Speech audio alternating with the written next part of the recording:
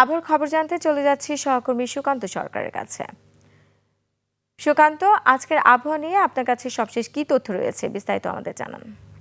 রোমানা, আপনাকে অসংখ্য ধন্যবাদ। দর্শক, আজ ৬ জুলাই ২০২৬ জানিয়ে দিব আবহাওয়ার সর্বশেষ তথ্য।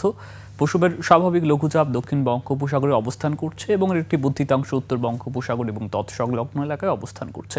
আবহাওয়া অধিদপ্তর যেমনটি জানিয়েছে যে ঢাকা, চট্টগ্রাম, রাজশাহী, খুলনা, বরিশাল, সিলেট, রংপুর প্রত্যেকটি বিভাগের অধিকাংশ জায়গায় কিন্তু বৃষ্টিপাতের সম্ভাবনার কথা জানানো হয়েছে এবং সেই সঙ্গে বজ্রসহ বৃষ্টিপাতের সম্ভাবনার কথা আমরা জেনেছি এবং একই সাথে দেশের কোথাও কোথাও মাঝারি ধরনের ভারী বর্ষণের কথাও কিন্তু জানানো হয়েছে আবহাওয়া অধিদপ্তর থেকে।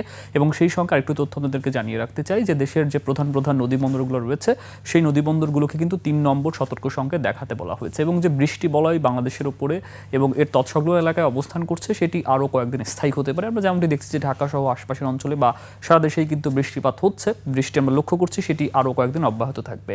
আমরা একটু লক্ষ্য করবো এই মুহূর্তে ঢাকা সহ আসলে আশপাশের অঞ্চলের তাপমাত্রা কেমন রয়েছে। আমরা এই মুহূর্তে দেখছি ঢাকায় কিন্তু 29 ডিগ্রি সেলসিয়াস তাপমাত্রা। আমরা কয়েকদিন আগেও দেখেছি বেশ তাপপ্রবাহ ছিল, তখন কিন্তু 31, 32 এবং 37 ডিগ্রি পর্যন্ত সর্বোচ্চ তাপমাত্রা ছিল। ঢাকায় এই মুহূর্তে আমরা দেখছি যে আজকে 26 ডিগ্রি সর্বোচ্চ এবং 26 ডিগ্রি এখনও পর্যন্ত সকালে, যেহেতু এখনও রোদের তেমন প্রখরতা দেখা যায়নি, তো এই তাপমাত্রা আমরা লক্ষ্য করছি। এবং মানিকগঞ্জের দিকে যদি আমরা আসি, আমরা সেখানে দেখছি যে 29 ডিগ্রি এবং মানিকগঞ্জে আজকে সর্বোচ্চ তাপমাত্রা আমরা দেখছি যে 28 ডিগ্রি এবং সর্বনিম্ন আমরা দেখছি 26 ডিগ্রি।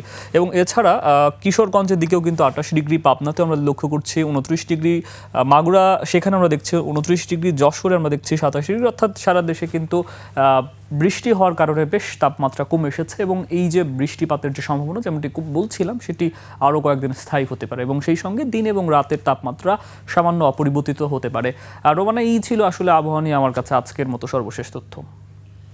সুকান্ত সরকার, আপনাকে ধন্যবাদ।